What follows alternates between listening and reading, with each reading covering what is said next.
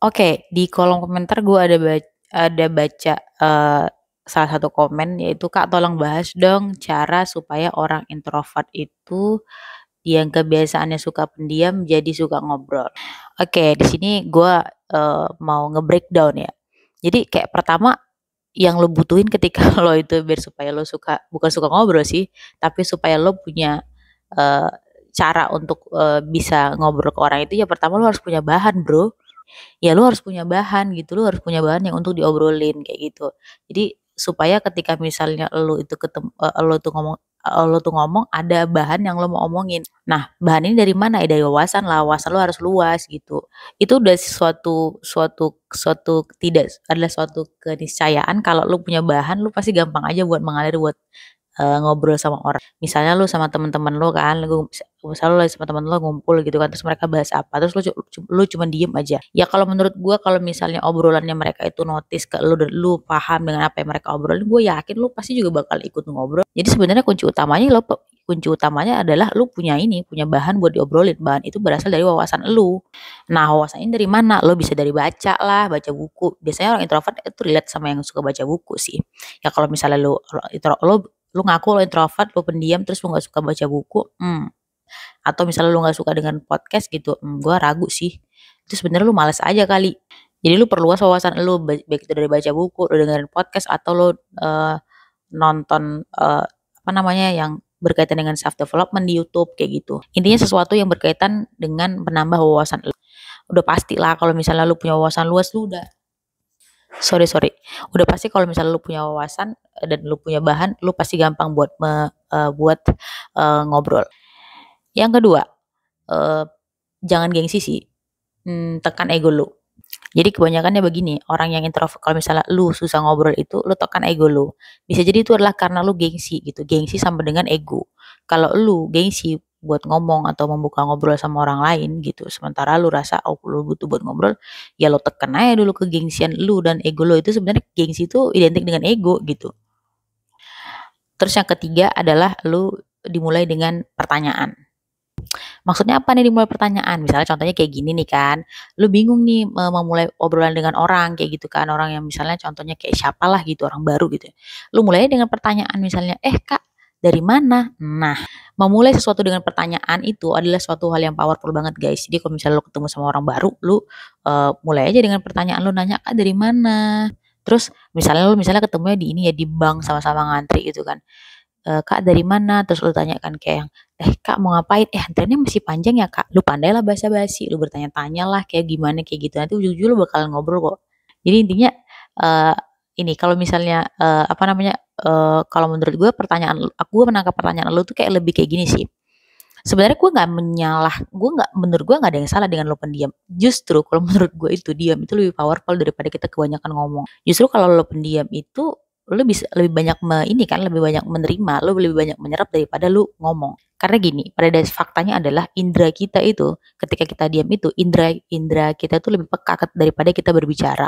Jadi kalau misalnya lo diam, kalau banyak diam justru lu banyak diuntungkan kan, lu banyak mendengar. Jadi lu mendengarkan aja apa yang, orang lain omongin, jadi lu tinggal terima aja, lu serap aja itu sebagai ilmu lu. Cuman yang gue tangkap dari pertanyaan lu adalah, ini berkaitan dengan bagaimana cara lu supaya bisa ngobrol dan membuka relasi sih, hubungannya ke relasi kalau menurut gue. Kalau gue nggak tahu sih, tapi kalau misalnya gue salah lu boleh, tulis di kolom komentar ya. Kalau menurut gue, yang lu maksud dengan ngobrol itu untuk membuka relasi baru biar supaya dapat banyak relasi dan ini kan, dan teman. Nah, kalau pertanyaan lo berkaitan dengan itu, gue setuju. Karena gini, gue juga termasuk orang yang gini ya, nggak penting menurut gue untuk banyak ngobrol, banyak ngomong gitu. Kalau misalnya yang diomongin itu juga intinya tuh nggak ada dan kosong. Tapi lu perlu untuk mempelajari skill komunikasi bagaimana supaya lu bisa dengan mudah untuk bisa mendapat mudah mendapatkan teman atau relasi baru. Nah, tentu hal itu harus dimulai dengan ngobrol dong, iya kan? Misalnya lo contohnya misalnya kayak gitu, lo ke tempat baru gitu kan, terus lo nggak ada teman di sana. Nah, lu sebenarnya tujuan lo, oh, oke di sini gue kayak mau misalnya lo agak awkward gitu kan di sana tuh nggak tahu apa-apa. Ya udah lu tanya aja, mulai dengan pertanyaan, lu mulai bertanya, ini ya gimana gimana gimana kayak gitu.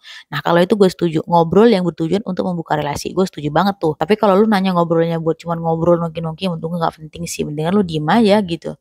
Karena gue juga tipe orang yang lebih baik gue diem daripada gue ngobrol. Jadi kalau menurut gue, pertanyaan lo lebih kayak gimana caranya membuka relasi, gimana caranya punya skill komunikasi untuk bisa mendapatkan banyak relasi. Nah, kalau itu gue setuju. Nah, itu kalau kayak gitu sih, ya tadi gue bilang dimulai dengan pertanyaan, lu nanya, "Kak, dari mana, Kak?" Atau, "Mas, dari mana, Mas?" Ini gini, ini bisa gini ya, Mas, gitu. Jangan gengsi. Yang kedua gue bilang tadi kan jangan gengsi. Lu jangan gengsi.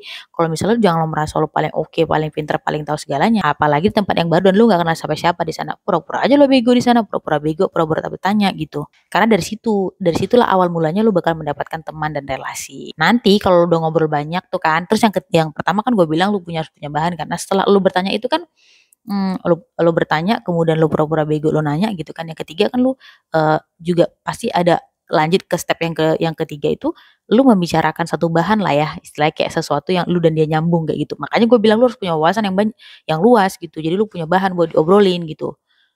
Nah, setelah itu barulah lo minta nomor HP-nya. Oh, lo kira, oh, ini orang nih bisa nih buat jadi relasi.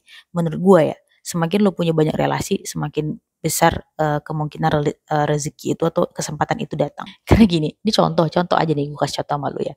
Jadi gini, gue kemarin itu pernah ngantri di eh apa ya gue lupa. Oh iya, gue kemarin tuh ngantri di dinas, gue lupa dinas apa pokoknya kayak yang buat. Jadi kemarin tuh gue ngantri di Disdukcapil lah, itu jadi kayak gue tuh ngantri buat pembuatan KTP gitu. Terus singkat ceritanya gitu ya, di situ kayak gue lihat antrian gue panjang banget nih gitu kan. Terus gue lihat nih orang-orang, terus gue lihat tuh antriannya di layar kacanya tuh kayak antrian berapa gitu. Gue lihat antrian gue 100-an nih. Terus gue pikir wah jauh banget, sementara di situ gue nggak kenal orang sama sekali. Nah di otak gue berpikir gini, wah lama banget gue membuang-buang waktu banget gue nunggu di sini. Mendingan gue pergi kali, gue udah bisa gue bisa sarapan, gue bisa ngerjain yang lain dan lain sebagainya.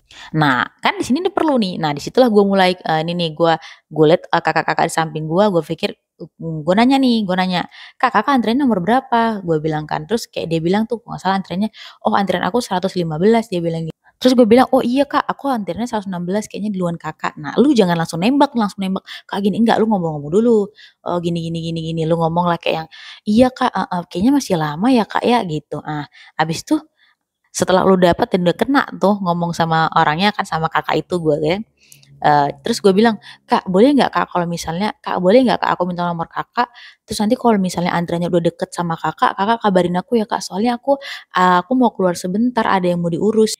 Nah, lu tahu apa? Gue minta nomor beliau, jadi biarin aja dia yang nunggu di sana, dia ngantri nunggu di sana, lalu pergi aja. Misalnya kalau gue kemarin karena gue lapar ya, daripada asam lambung gue naik, gue pergilah. Gue pergi, gue sarapan gitu kan, daripada gue nunggu antrian panjang dan nggak tahu gitu kan kapan gitu. Karena kan kalau sama dia kan udah valid gitu ya. Oh, gue pikir.